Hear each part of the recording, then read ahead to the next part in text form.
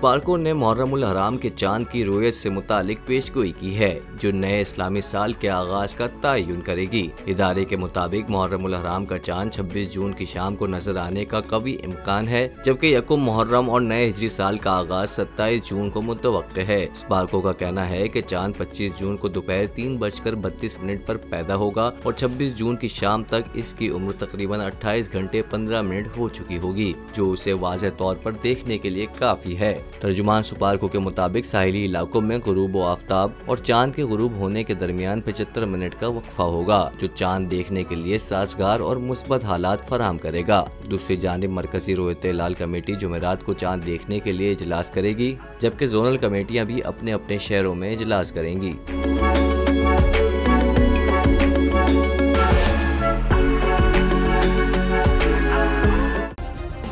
Subscribe करें और bell दबाएं ताकि कोई खबर रह न जाए।